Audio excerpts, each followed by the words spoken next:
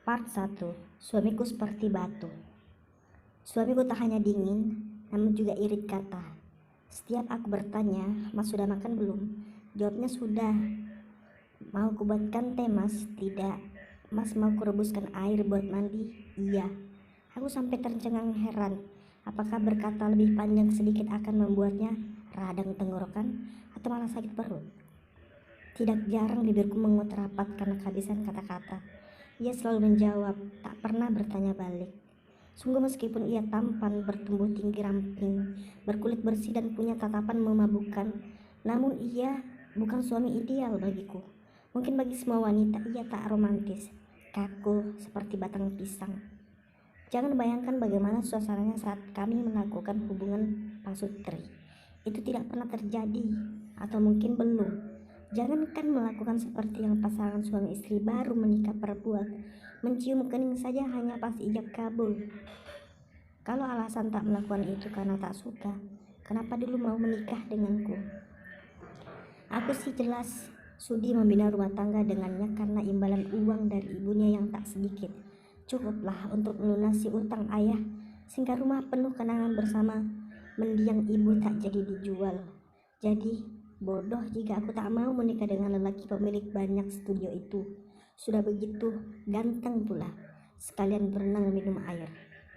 Masih terpaham segar dalam ingatan saat pertama bersua dengannya. Ia terbaring lemah di ranjang rumah sakit. Sebulan tak sadarkan diri, Tika yang membawaku padanya. Anak majikanku itu tak sengaja menabraknya di jalan depan taman. Ia memberi imbalan uang yang tak sedikit, asal aku mau rutin menjenguk korbannya yang sebagai ungkapan penyesalan karena mengemudikan mobil dalam keadaan kalut. Aku setuju aja, sampai akhirnya Ibu Mas Danu meminta agar aku mau jadi istri anaknya dengan imbalan uang. Jadi aku murni nikah tanpa cinta, hanya demi uang, sementara dia, entahlah, tidak tahu. Ia tak pernah berkeluh kesah tentang bermasalahnya. Soal aku adalah orang asing, sembari hari kupompa semangat agar terus bersabar, berprinsip kuat bahwa cinta pasti tumbuh seiring bergantinya waktu. Memang agak kuno, tapi memang begitulah caraku bertahan.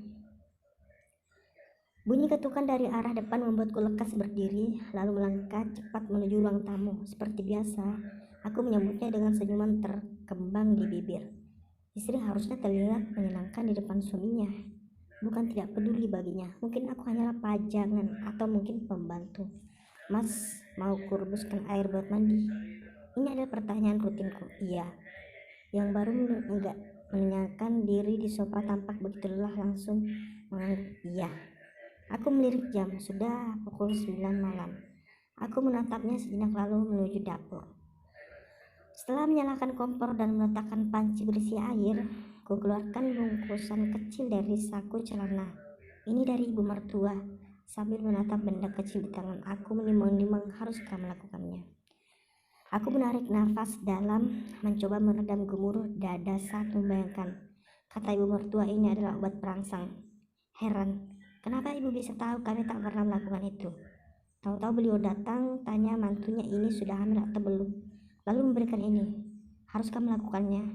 Perasaan lagi-lagi digelayuti ragu. Melakukannya karena obat dan bukannya atas kemauan sendiri. Dulu, aku memejamkan mata galau tingkat tinggi. Mas Danu hampir tepat setelah kusiapkan air untuknya. Tanpa basa-basi, ia menutup pintu kamar mandi. Tak berselang lama, terdengar suara air yang jatuh menimpa lantai. "Lakukan tidak ya?" Tergambar kembali wajah ibu mertua yang begitu berharap agar kami segera memberi cucu untuknya.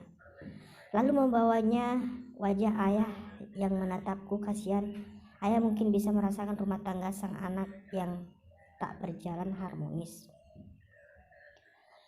Menarik napas, aku mencoba memantapkan hati, lalu dengan tangan gemetar memasukkan sebutir obat ke gelas teh yang baru dibuat.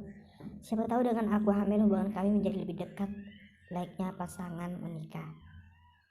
"Sudah kubuatkan teh untuknya," kataku saat ia keluar hanya dengan duduk melihat pinggang sebagai perempuan normal. Aku agak berdebar melihatnya hanya berpakaian seperti itu.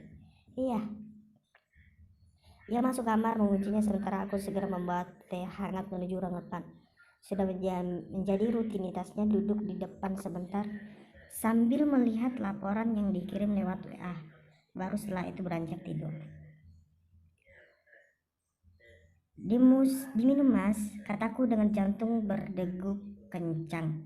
Saat duduk di sebelahku, Mas Danu mengangguk meraih HP di sofa, lalu sibuk dengan sesuatu entah apa. Diminum mas, nanti keburu dingin.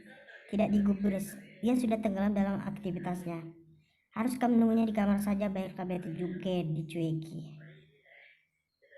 Beberapa menit kemudian saat kantuk mulai membuat mata terseberat, kurasa